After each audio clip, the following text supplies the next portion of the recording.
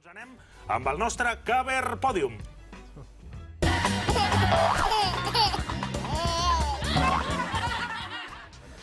Doncs ja sabeu, es parla bastant del penal de Leo Messi i també ho fan els companys de Radio Marca, Roberto Palomar y Diego Acedo.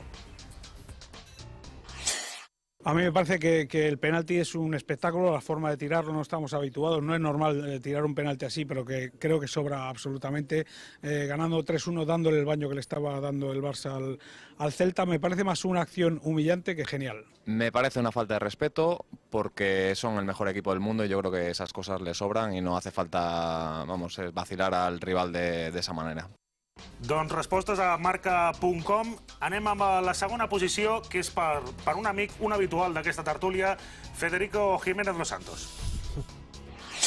Ese penalti del que ha hablado hoy todo el mundo, para bien y para mal. A mí me parece que eso no se debe hacer. Eso dicen una gran novedad de Messi, eso es una copia de una chulería que tuvo Cruyff y que no se debe hacer, porque tienes que respetar al otro, sobre todo cuando le ganas por 5 y en tu casa.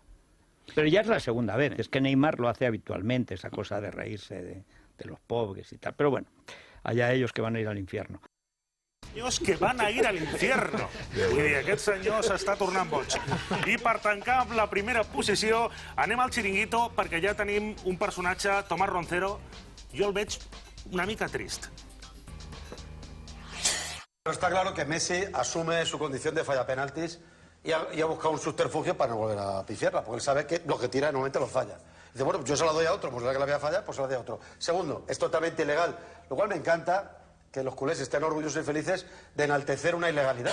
Es propio en su condición histórica. Al Celta que le den, a estos pobrecitos que les den. Como claro, nos metieron 4-1, ¿sabes lo que pasa? Que les escoció mucho.